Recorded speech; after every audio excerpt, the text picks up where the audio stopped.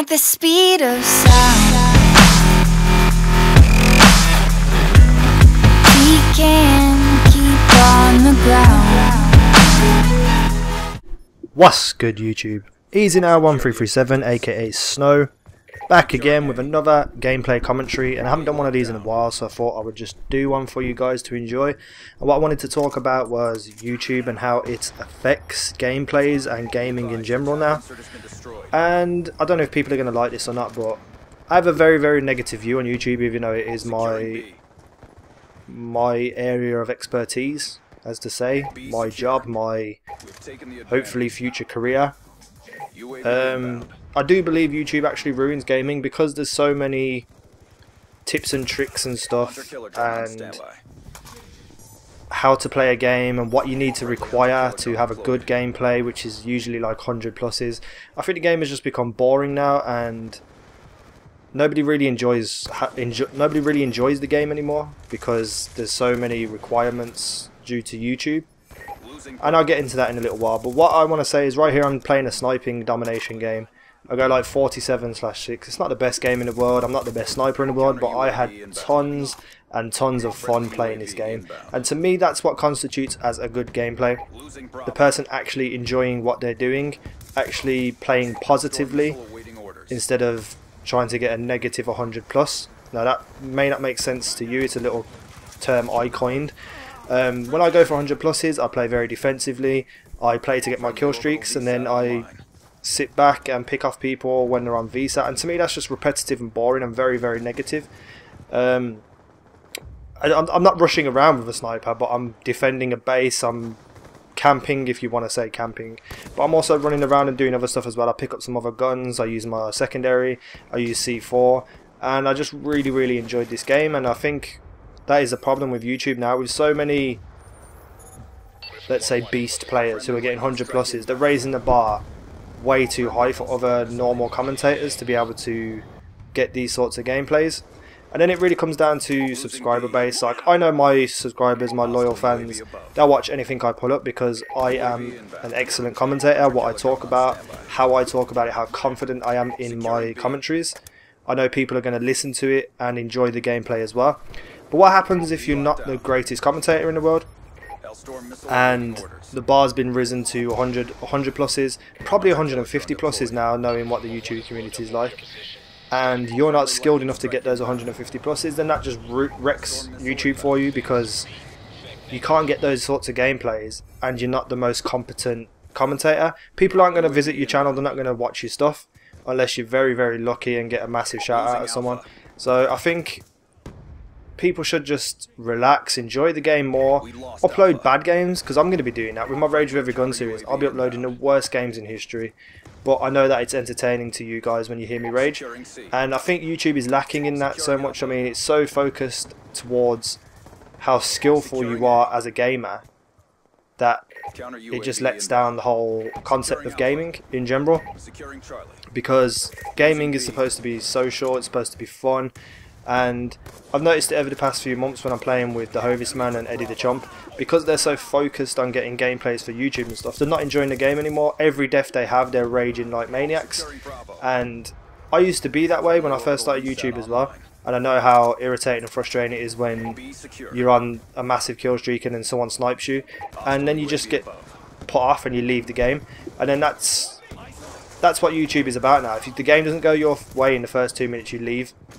And unfortunately, that is a massive problem. And it's also the same the opposite way around.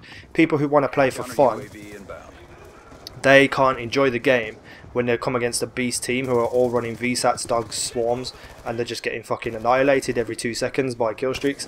They're going to leave.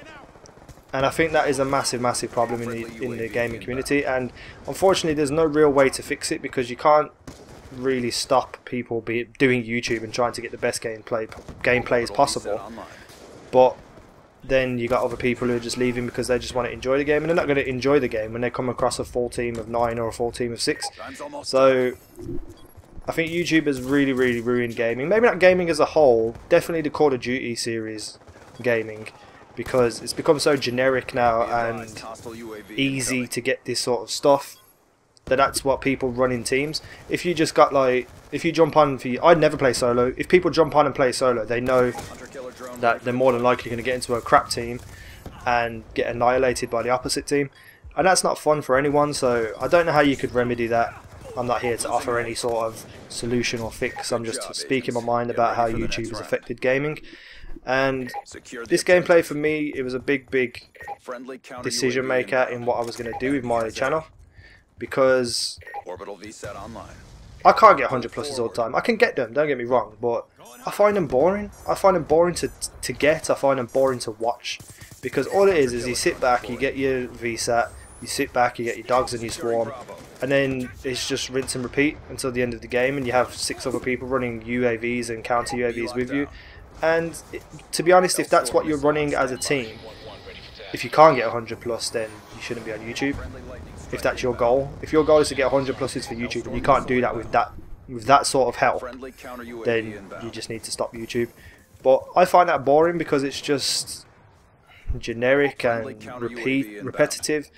Every 100 plus I watch now, guaranteed, with the rare occasion, every 100 plus is just sit back, get your streaks, rinse and repeat. There's no real like skill involved anymore. There's only a couple of commentators who I will sit and watch do 100 plus. Like if Will gets 100 plus, the Hovis man, I know I'm going to watch that because I know how he plays. He rushes in and his gun skill takes over and gets him that 100 plus.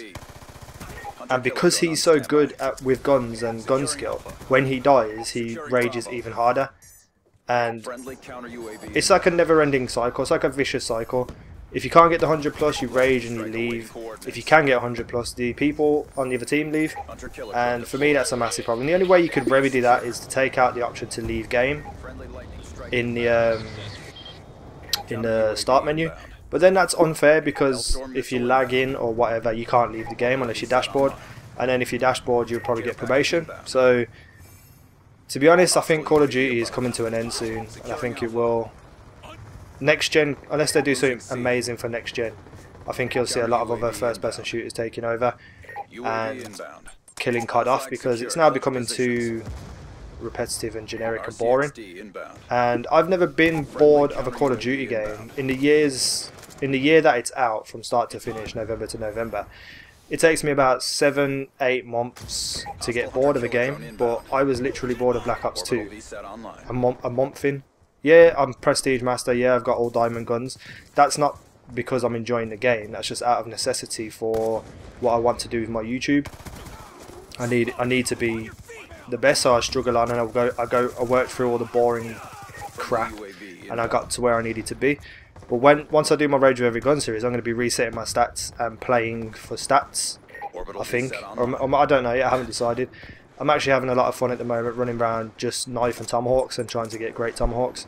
So for me, I don't even know how to explain it, to be honest. I just think Call of Duty is ruined now. It really is, and there's no way for any developer to make a perfect Call of Duty game, because if you make it skill based, they're not going to sell it to people who just want to play a shooter, because majority of people who buy these games are people who aren't as skilled as, let's say, pro players or semi-pro players. They just want a game to play. So developers have to then make a game based around them, for them to enjoy it, for them to feel that they're getting their money's worth. And then everyone else has to suffer because we've got skill, but then we're on the same level as every other noob who just sits in a corner with a target finder. And tips and tricks and stuff from online big YouTubers don't help. When they're coming out saying use target finder and then everyone's using LMG target finder, it ruins the game because it's overpowered. But you can't blame a YouTuber for doing that because they know how much money they're going to make off that video. But anyway, that's my thoughts. That's me done for today. Peace out. Take care.